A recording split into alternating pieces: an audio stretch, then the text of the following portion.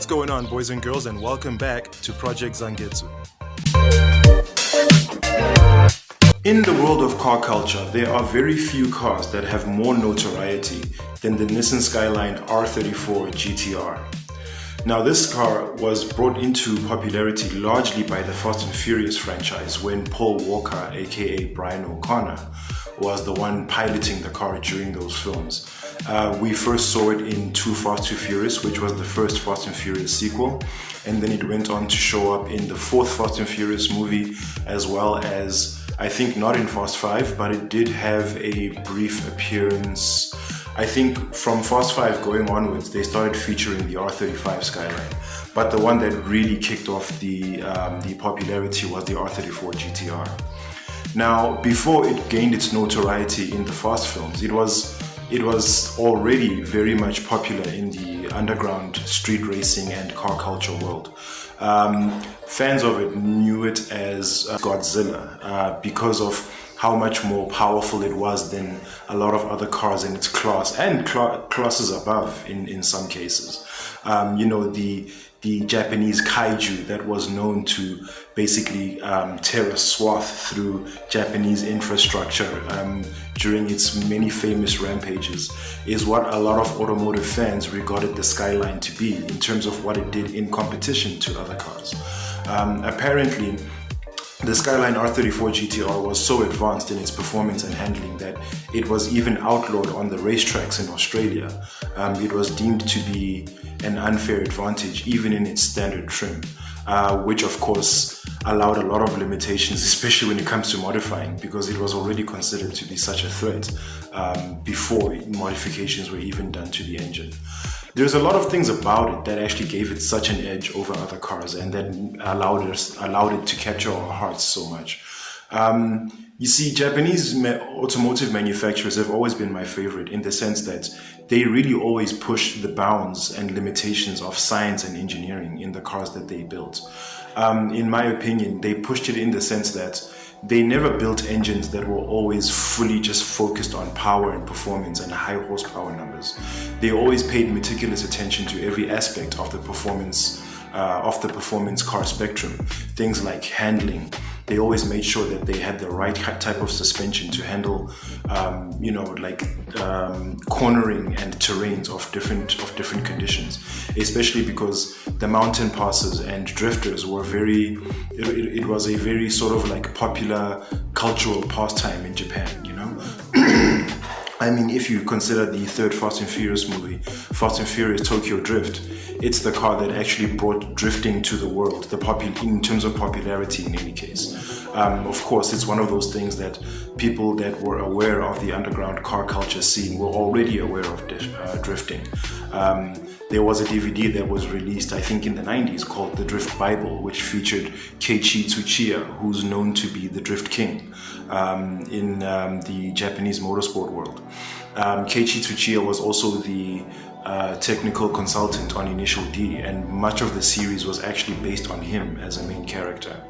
But anyway, I digress. So there's a lot about that always made Japanese manufacturers my favorite, because they always try to milk as much power and performance as they can out of every engine they made, especially for their performance cars. That's why most of them are 4-cylinder cars, like the Mitsubishi Evo, the Subaru Impreza WRX STI, the Toyota Celica. I mean, things like the RX-7 with its rotary engines is even smaller than that. You know, it's a 1-cylinder, 1.3 liter engine that produces so much power. So the Skyline was one of those cars where they threw everything they had at it in terms of technical expertise and experience, where it had a 6-cylinder inline RB26D ETT twin turbocharged engine, which produced about 243 kilowatts of power. And then there was also the Nissan Skyline R34 GTT, which was basically just a step below the R34 GT-R, and it was a rear-wheel drive car. It also had, I think, an inline 6-cylinder engine with a single turbocharger, and it produced about 206 kilowatts of power. So herein comes the main meat of today's video, I guess. I could have gone a lot further into the comparisons, but I don't want to produce a video that's too long for your consumption and my editing as well. So herein comes the main topic of comparison for my video today. I was recently watching a video from Drive Tribe where Ben Collins, aka the ex-Stig, was driving all the Nissans ever to be featured in the Fast and Furious film series. Shout out to Richard Hammond and Mike over at Drive Tribe. So there came a part in the video where he was driving the R34 Nissan Skyline GT-R, obviously, because it was made famous by the Fast and Furious film series in part. And then he also compared it to the Nissan Skyline R34 GTT, which happened to be the car that they actually used as a stunt car in the films, especially when drifting stunts and scenes had to be performed. You see, because the GTT, as I said before, it was a step below the R34 GT-R, and some of its differences, while being very similar in terms of, like, you know, the shape of the car and things like that, it was a rear-wheel drive car, whereas the R34 Skyline GT-R was a four-wheel drive car.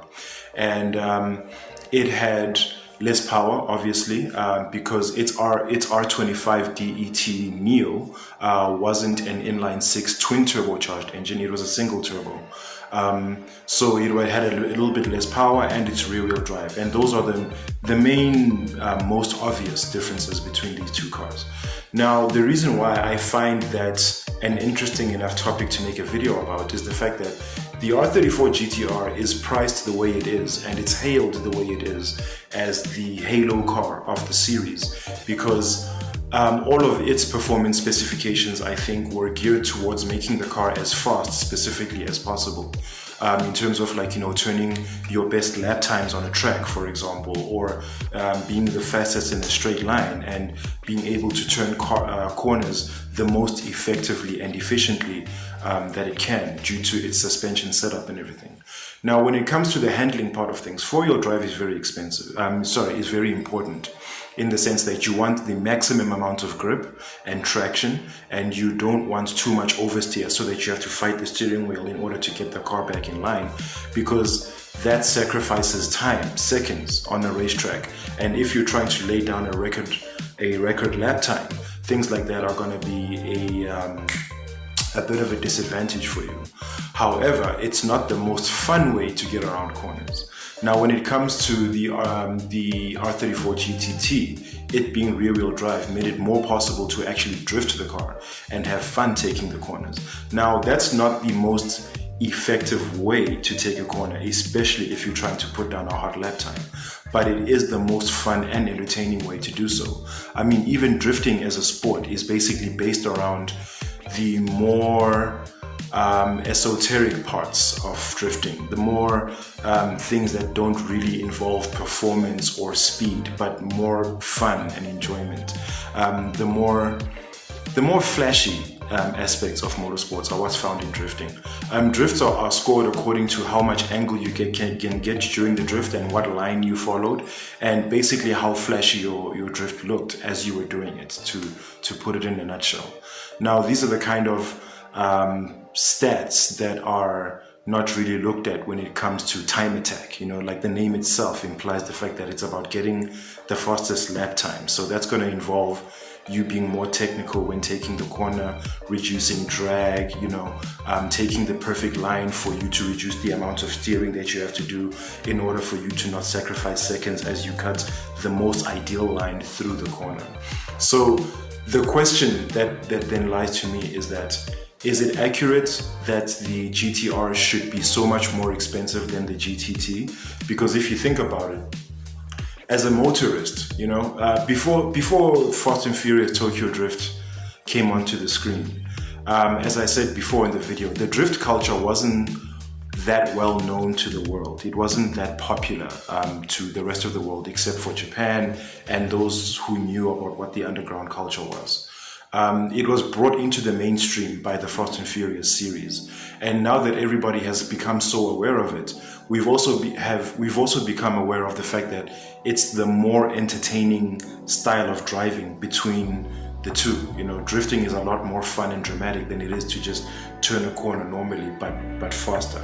So which is the more enjoyable car then to drive, if you consider that aspect of the two styles of driving?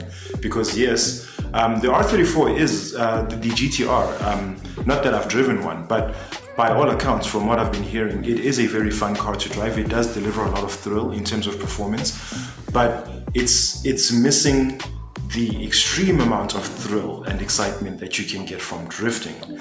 So that's the question that to me says, it sounds like the GTT is probably the more enjoyable of the two to drive. You know, having the GTR probably gives you more bragging points, especially because it's more of a bit of a unicorn and unattainable as far as cars go. Those that are in the know will probably hold you in higher regard than someone that owns a GTT. But I mean, if you go to an FD event, you're not going to see a GTR actually competing in the event. You're going to see a GTT, and you'll probably see more GTTs even in the visitors parking lots at the event than you'll probably find a GTR, because it's more synonymous to the sport. And most people that own GTRs make them garage queens in any case, because it's such a rare and unattainable car and it's so expensive to maintain. So I wonder how the value index on something like that works, because I mean, I've always thought that it's mostly the market that determines something's value in terms of how much most of the market desires that thing to make it the thing that's in more demand, right? So now I think the value proposition when it comes to a GTR is just the fact that you own a GTR. But now, as far as it being a car is concerned, and motorists, you know, normally chasing an experience over and above owning a collectible, wouldn't that make the GTT a little bit more valuable?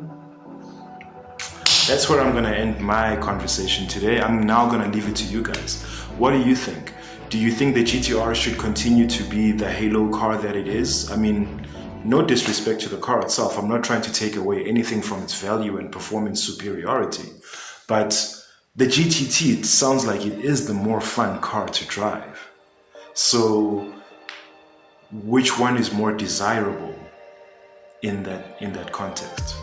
So you guys let me know in the comment section down below what you think, and we'll see what comes of it. If a good enough debate sparks in the comment section down below, maybe another video will come of it where we address that going forward.